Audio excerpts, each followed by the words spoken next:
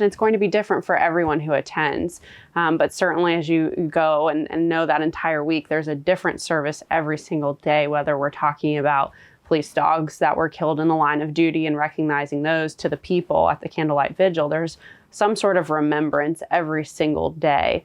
And so I think you go into it it is sorrowful. It's beautiful to kind of have that closure. I think, it's hard in those moments. That's how I've always looked at it. If I was, my husband was to die tomorrow in the line of duty, to kind of go through that would be difficult. But to have something that could be almost a year later for those that are falling earlier in the year, since we recognize a year later, it's that beautiful piece to get to come together and really feel like they're being honored in a way that's worthy of what happened. Fire and water me, going down deep, sing, oh, oh, bury me, carry me, oh, oh, far beneath, oh, oh, fire and water me, watching me sing, give me sing, free, yeah, oh, give me sing, free,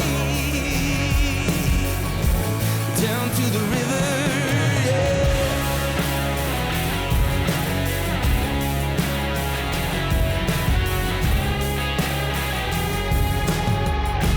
Down to the river. Many of you are familiar with the Bible passage, "Blessed are the peacemakers, for they shall be called the children of God." Psalm 23:1 says, "The Lord is my shepherd, I shall not want." Those two passages are at the very foundation of our brand new show here on Pray.com called Sheepdog and Shepherd. It's a show all about how God has impacted law and order here in America. Stay tuned to our show and subscribe to Law Enforcement Today on Pray.com. God bless you all, and God bless America. I'm one of your hosts, Kyle Reyes. And I'm Greg. I'm a pastor at the Church of 1122, and I'm also a chaplain with the Jacksonville Sheriff's Office. And you are? I'm Emily Gray. I'm the Chief Development Officer for the National Law Enforcement Officers Memorial Fund. So for those of you who are just tuning in, maybe this is your first episode, the whole idea of this series is to have conversations about the role of God in the law enforcement space. Many people talk to God in many different ways, and we want to hear those stories. We want to hear the stories of the highs and the lows, the stories of the challenges, but most importantly, we want to hear the stories about how faith has impacted your journey. It's a conversation that we have to have at a much deeper and a much greater level. There's a lot of data and a lot of studies that show the impact of faith in a very positive way, whether it be of chaplaincy programs or of the injection of deeper conversations about spirituality into law enforcement. And so I'm super excited to have you out. Organization, let's talk a little bit about National Law Enforcement Officer Memorial Fund. Yeah, well, the Memorial Fund was founded. We're coming up on our 40th anniversary this year. Really exciting. So we exist as the national tribute to honor those who have fallen, were killed in the line of duty. In Washington, D.C., we have a bit of a campus there, if you will, where we have two adjacent walls where all of the names are carved into marble for those who were killed in the line of duty. Last year, we recognized 282 officers. Now, some of those include some of the historical names that we continue to research and uncover. And we also have adjacent to that memorial, our museum that serves as a tribute to honor the story of American law enforcement, getting to tell and give tribute to those that have continued to serve and the legacy that came before them, if you will. And our third pillar at the Memorial Fund is our Officer Safety and Wellness Program, which I think is just so critical to not only continue to have and pay homage to those that have fallen, but continue to make it safer for those who serve, with our goal to say, hopefully one day down the road, we will never carve another name into that wall, which means we've done our job to protect those who are out there fighting for us. You've got a few ties to law enforcement, huh? I do. Talk about the family. Well, I like to say I'm law enforcement adjacent for my entire life. My father was in law enforcement. He's a police officer, retired when I was in college. And then I went on to meet my husband, who works for the DEA. So I've continued to have that role play in my entire life. It's always been something that I felt a strong calling and passion for supporting the law enforcement community. So it's just really great to kind of bring those two things together with my work and then my passion for law enforcement and supporting them in this role. Greg, I know you wanted to talk to her a little bit about faith, right? And some of the stories of faith that she's seen. Absolutely. Tell me a little bit about how you got involved in that role. With faith specifically, or with the Memorial Fund? Just with the Memorial Oh. Fund to start. We can talk about faith as soon as Yeah. Well, I fell into development. I think that's how everyone who gets into fundraising really gets to that place. It's not something we necessarily all look to go out and do as a career. And it's funny how you look back in your life, and I talk about this a lot, that we think we're planning and making decisions, but in the end, we look back and see the places that God has put us to get us to certain roles in our life. And so I had been working in fundraising consulting, helping nonprofit organizations go through multi-million-dollar capital campaigns, and realized that I was starting to get to a point where I might want to shift and do something that I had a little bit more passion for. And so I would go to church and pray every Sunday and say, help me find that place. Help me find where I'm going to do my good, what's going to serve your will. And I coincidentally had a LinkedIn job alert pop up, and they said, here's some jobs we think you might be interested in. And sure enough, there was the listing for the Memorial Fund, and I realized this is for me. And I had not applied to anything else. And so when Bill, our CEO, called me and said, you have this job, he said, I'm sure you might have accepted someplace else. I know we've taken a long time. And I said, no, this is it for me. I know that this is where I'm supposed to be. That's awesome. Yeah. So how did your faith play into the decision to accept that role? Yeah, I think it just, you see it, you look back and say, okay, everything has led me up to here. So it's an easy decision at that point. There's been so many times in my life or with my husband that you look back and say, gosh, I was so frustrated, but you can see very clearly everything has led up to this point. And so that makes it easy to accept those things because it's clearly his work and will, and you're just saying yes to it. I think you also have to be open to it, right? Like, I think a lot of people are blessed beyond measure, but don't recognize it as anything other than, in their minds, their own hard work. Over the years, I've been blessed to work alongside the National Law Enforcement Officer Memorial Fund in a number of different ways at National Police Week, and through some of the events that they've put on. It's an incredible organization. And just for anyone who's watching this, you cannot buy your way onto the show. You can't pay for a seat at the table. You have to be from an organization or a nonprofit or an agency that is true and filled with integrity and character. And I've gotten to know the entire team over there, and man, they're the best of the best. But I was thinking recently about tragedy. And I think that this is super relevant and applicable here because every family that has an officer on that wall has suffered immeasurable tragedy and immeasurable pain. And I had someone recently say to me, I was asking about their walk in faith, and they said, there is no God. It's not possible. How could a loving God have taken my spouse from me? How could he do that? And I actually struggled with that when I was 16 years old. So I had my best friend, Melissa. She was unexpected. We hung out and had a snowball fight one afternoon, and then the next day she wasn't on the bus. And I got into school, and Miss Rega, our English teacher, let the class know right away that Melissa had passed away.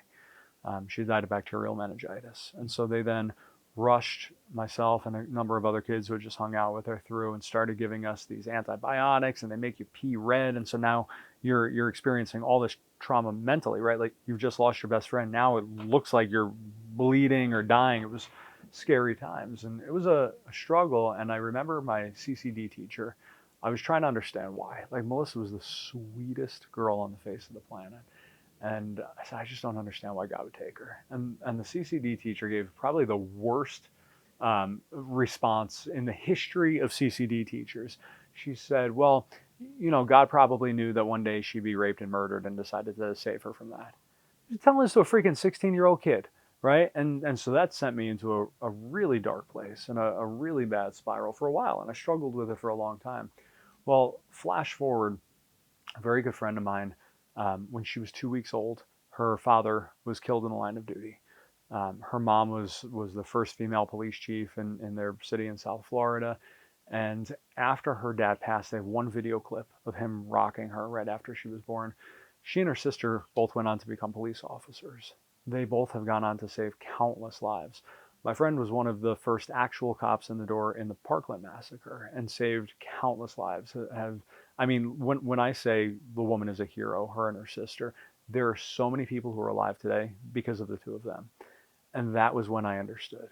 I understood that that sacrifice of her father's life has gone on to result in the lives of countless more people being saved. People literally being alive today because of her and her sister, and they only became cops because their dad was killed in the line of duty.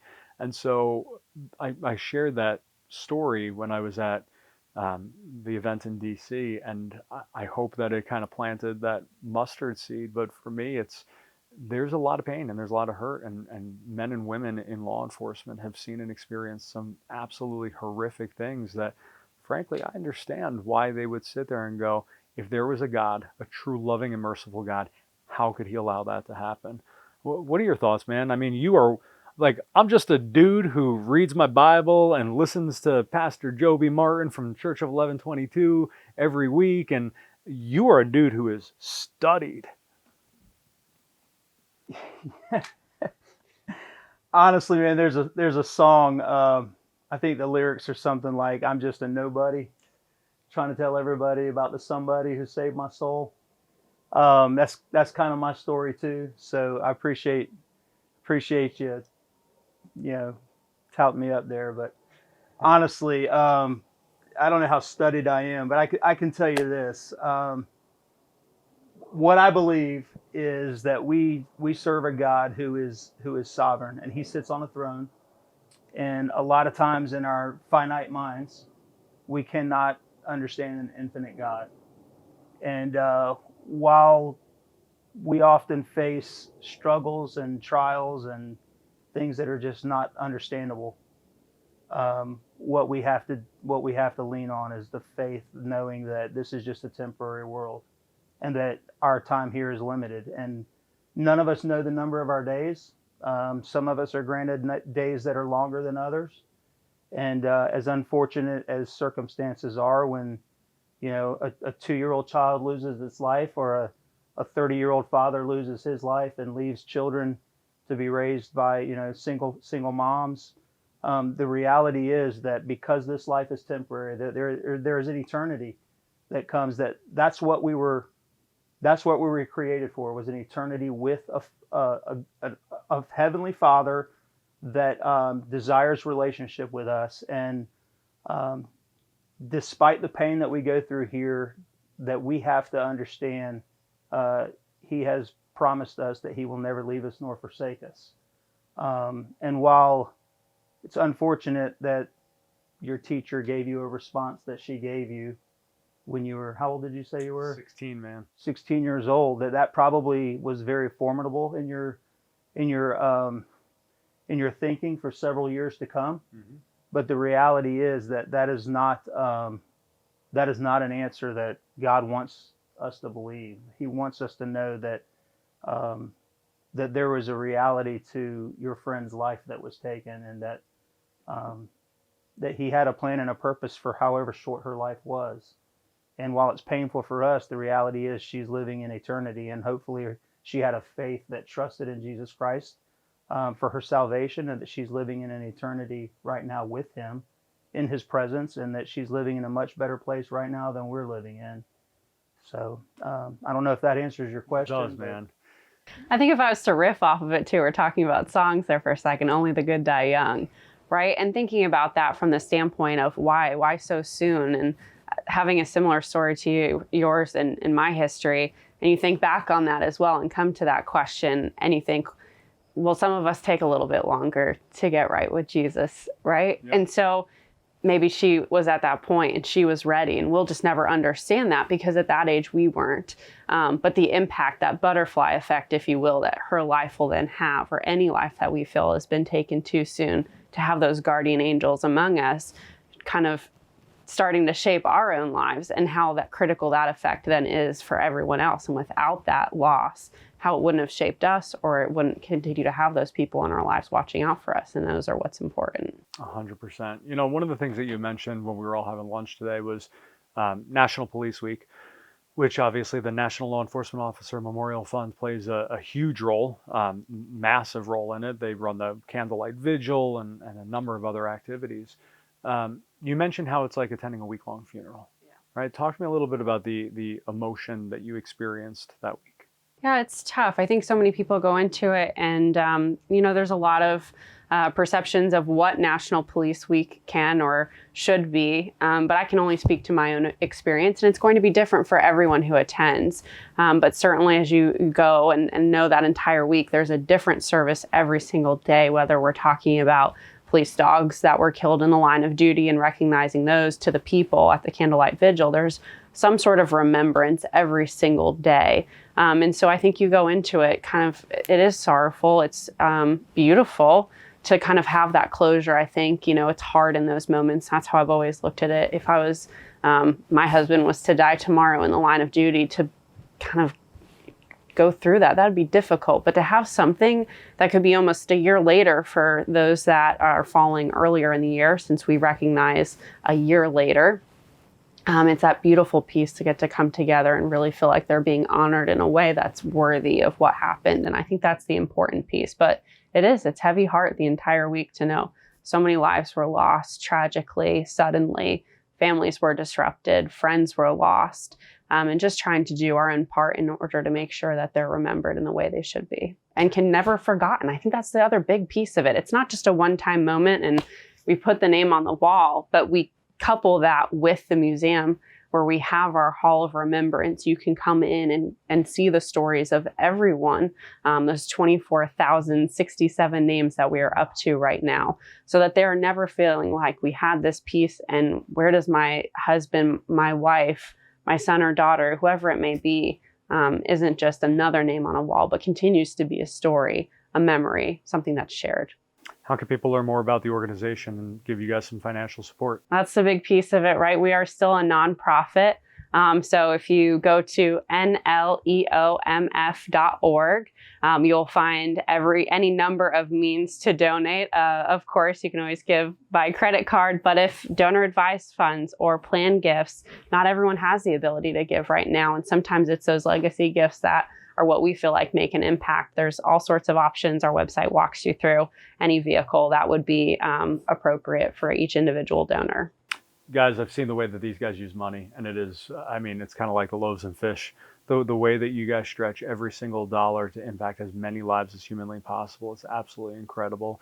And I just want to say you guys give a lot of honor to God, and God gets all the glory on this because the work that you guys are doing is changing lives every single day. Thank you. I want to leave all of you with a parting thought. I'd love to see your thoughts and hear your feedback in the comments below.